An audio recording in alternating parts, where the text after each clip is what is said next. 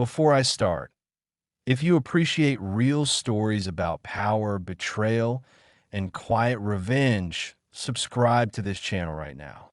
Because what you're about to hear isn't motivation. It's a warning.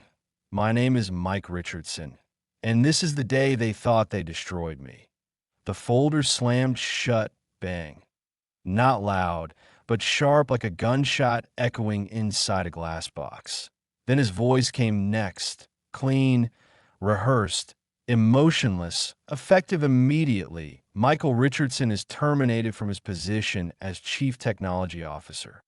Silence, not the awkward kind, the heavy kind, where even breathing feels illegal. I'm 52 years old, and I'd just been fired in front of 12 executives who'd spent the last 8 years smiling at me, shaking my hand, calling me the backbone of the company. You could hear the air conditioner humming low, steady, like it didn't care what just died in that room. Austin Pierce didn't even look at me. Not once. He just stared down at his notes, reading them the way someone reads a weather report that he owe him. I wasn't the man who built TechCore's entire autonomous AI framework from nothing. I was just an obstacle to remove. I felt my face heat up, that familiar burn behind the eyes, but I didn't give him the satisfaction in a raised voice. No arguments, no dramatic exit. I gathered my papers, stood up slowly, and said one word: thanks. That word landed harder than any insult that a few people shifted in their chairs. Someone cleared their throat. They thought I'd snapped, or that I was being sarcastic. They had no idea what that word really meant. See, Austin Pierce was 35 years old, fresh Harvard MBA, perfect smile, perfect suit, and a last name that opened doors. His father's money bought him a board seat, and that board seat bought him the CEO chair. The guy had never written a single line of code in his life, but he loved words like digital transformation and AI-first strategy. Me, I've been in tech for 25 years. That I started as a junior developer in 1998, right before the dot-com bubble exploded, that I watched companies die overnight. Watched grown men cry in parking lots. In 2001, our CEO called an all-hands meeting Tuesday morning and told us we had 2 weeks before shutdown. That day taught me my first real lesson: never, ever build your future on someone else's promise. That I freelanced. I survived 2008 when half of Silicon Valley collapsed.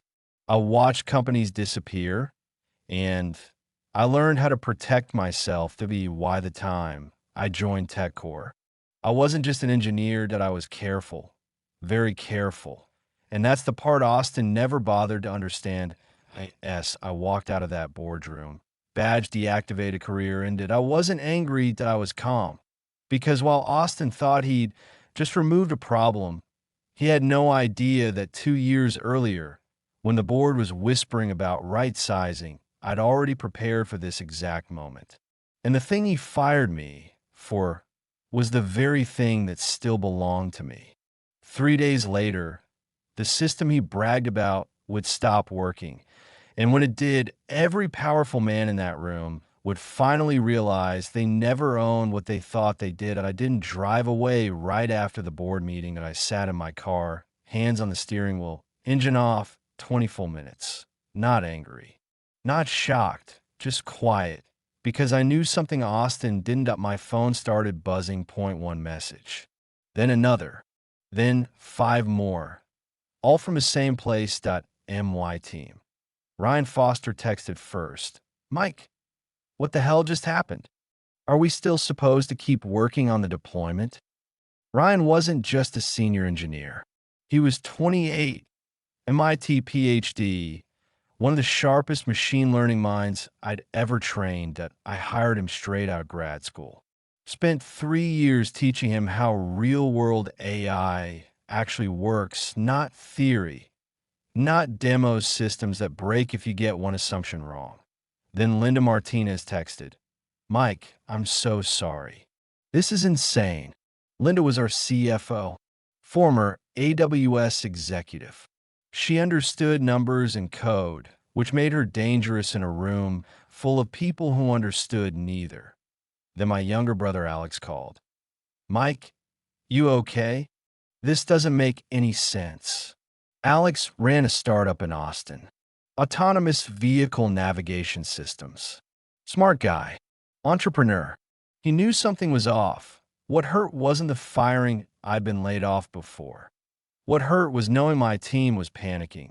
They thought their careers were over, and Austin had no idea what he just triggered. 3 days later, Thursday morning, Investor Demo Day, the biggest one in TechCore's history, Series D funding. This demo was supposed to be Austin's victory lap. Morrison and Associates flew in from New York. Sequoia's senior partners came down from Menlo Park. Goldman Sachs Tech investment team sat front row that I wasn't there. But Ryan was, and he kept texting me 9:15 a.m. demo starting. Room's packed. Austin looks confident. I took a sip of coffee. 9:32 a.m. System isn't initializing. Error messages popping up. I didn't react. 9:45. I'm like, Austin looks like he's going to throw up. Then the message that changed everything. 9:47 a.m. Main screen just went black. It says, license authorization expired. Contact Richardson Tech Solutions. I leaned back in my chair. The coffee went cold. The system was doing exactly what it was designed to do. Protect itself. Austin had fired the architect, but 2 years earlier, when the board was talking about budget cuts and restructuring, I'd moved the core AI patents into a separate legal entity. Richardson Tech Solutions. Mine. Fully documented. Board approved. Legally airtight. And buried deep inside the licensing agreement was a clause that if the original architect was terminated without proper transition protocols, the license automatically reverted. Subsection 7.2.1. Nobody read it. Ryan kept texting. 10:20 m. Complete meltdown. Investors asking hard questions. 10:45 a.m. Someone from Goldman just asked if TechCore actually owns the tech. Austin went silent. But that was just the beginning, because this wasn't just a demo failure that exact moment. The AI framework was actively managing 40 major corporate supply chains. Walmart, BMW, Costco. When the license expired, those systems didn't crash. They reverted to manual processes that hadn't been used in 3 years. Phones started ringing. Dashboards went blank. WY noon. TechCore support lines were flooded. Ryan sent one last message. 11:30 a.m. Clients are calling nonstop. Walmart's Pennsylvania distribution center is down. That's when Austin finally understood. This wasn't about pride. This wasn't about politics. This was about control, and he didn't have it. What Austin still didn't know was that the technical failure was the smallest problem he was about to face. WY Friday morning. TechCore wasn't a company anymore. That IT was a crisis center. Phones ringing nonstop. Emails piling up. Executives whispering in hallways like someone had died. Because something had died. Confidence that I knew this because my phone wouldn't stop buzzing. Ryan texted me at 7:12 a.m. Mike, it's bad. Support lines are completely jammed. Clients are threatening lawsuits. I sat at my kitchen table, coffee untouched, reading message after message that Walmart's distribution managers couldn't process shipments. BMW's plant in South Carolina was preparing to shut down production lines. Costco's inventory system had reverted to spreadsheets that in 2023. And every single one of those systems was built on top of the AI framework Austin thought he owned. Ryan sent another text. Austin locked himself in his office. Legal teams everywhere. They keep asking if you'll restore access. I didn't respond. Not yet, because something else was happening, something Austin didn't expect. That afternoon, my phone rang. Unknown numbered, I let it go to voicemail. Then it rang again. Same number I answered. Mike Richardson speaking. There was a pause, then a familiar voice. Mike, it's Linda. Linda Martinez, CFO. Her voice sounded different, not corporate calm, not executive confidence. This was controlled panic. Mike, I won't sugarcoat this. Austin has no idea what he's doing. 3 law firms reviewed the IP structure. They all say the same thing. I stayed quiet. The patents are yours. The licensing expiration is ironclad. There's nothing we can do without you. She hesitated, then said the part that mattered. Clients are losing millions per hour. That hit differently, because this wasn't about Austin anymore. This was about real people, factories, truck drivers, warehouse workers, entire systems depending on decisions my algorithms were making or no longer making. Linda, I said slowly, I need a full list of affected clients. There was silence. Mike, I can't just. You can, I interrupted. And you will.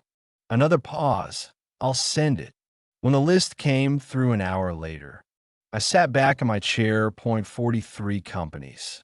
Retail, manufacturing, logistics, healthcare, over $800 million in daily transactions, now running blind. That's when the doorbell rang. Karen answered it. She came back looking confused. There's a young man here, she said. He says his name is Ryan. Ryan Foster stood on my porch looking like he hadn't slept in days, wrinkled shirt, red eyes. That quiet look engineers get when systems collapse and nobody listens. Mike, we need to talk. I poured him a drink. He didn't even pretend to refuse. This is a disaster, he said immediately. They're blaming the engineering team. 3 people were put on administrative leave. That made my blood boil. Good people, smart people, scapegoats. Austin keeps telling everyone TechCore owns the system, Ryan continued. He says you're blocking access illegally. I shook my head. He still doesn't understand, I said quietly. Ryan looked at me. Is there any way, even limited access? Just enough to keep critical systems alive. I leaned back that I'd been thinking about that question all day. There might be, I said slowly, but it requires something Austin isn't good at. What? Admitting he was wrong. The next morning, Human Resources called. Same fake cheerful tone. Mike, hi, how are you holding up? I almost laughed, skipped the script. A pause. We'd like to discuss bringing you back, maybe as a consultant. How much? Another pause. 200,000 for 30 days. I laughed out loud this time. You're joking. What about 500,000? I stopped laughing. You don't have enough money to hire me. Silence. What would it take? She finally asked that I answered without hesitation. Austin apologizes. Publicly. To me and my team. More silence. And even then, I added, I'm not promising anything. I hung up. 2 days later, an email landed in my inbox. Different sender, different energy. Brian Anderson, Nexus Systems Corporation. Mike, heard about the situation. If you're open to coffee, we should talk. Nexus.TechCore's biggest competitor. I stared at the screen. Because this wasn't about survival anymore. This was about leverage. We met Monday morning in downtown Seattle. Brian didn't waste time. Austin's an idiot, he said flatly. But you built something extraordinary. He slid a tablet across the table. Stock charts. Client losses. TechCore in freefall. Then he said the words that changed everything. Mike, Nexus wants to acquire your patents. I raised an eyebrow. Acquire, he repeated. Not license. How much? He didn't blink. $900 million. The cafe noise disappeared. For the full portfolio, he continued, plus a 5-year advisory role, $3 million a year. I leaned back $900 million for something Austin called replaceable. Brian leaned forward. At TechCore, you fought NBA politics. At Nexus, you build the future. I thought about Ryan. Linda, the engineers being blamed. I need time. I said, don't take too long, Brian replied. TechCore's bleeding. That night, Karen looked at me across the dinner table. What's your gut say? I didn't hesitate. That Austin tried to throw away the best thing he ever had. And someone else is about to benefit. She smiled. Then you already know. Austin thought firing me would end the story that he didn't realize it was just the beginning. The next morning, I call my lawyer, Tom Bradley. We've been working together for almost 2 decades. He'd seen me survive crashes, layoffs, lawsuits, and hostile takeovers. When I told him the number, he went quiet. $900 million? That's significant. Nexus Systems, I said. They want the full patent portfolio, plus a long-term advisory role. Tom didn't rush his answer. That valuation is aggressive, he said finally, but justified. They're not buying code, they're buying dominance. We spent 3 hours on the phone. Patent ownership, transfer mechanics, tax exposure, employment terms. When we finished, Tom said the words I needed to hear. Mike, it's clean. TechCore has no legal leverage. They never owned what mattered. I thanked him. Then my doorbell rang. Austin Pierce stood on my porch in a suit. No boardroom confidence, jeans, golf shirt, eyes sunken, hands shaking just enough to notice. Mike, we need to talk. I almost didn't let him in, but I wanted to hear him say it. Inside, he didn't sit down right away. You can't do this, he said. You're destroying the company. I stayed calm. I'm selling my intellectual property, I replied, to someone who understands its value. He raised his voice. You built that on company time.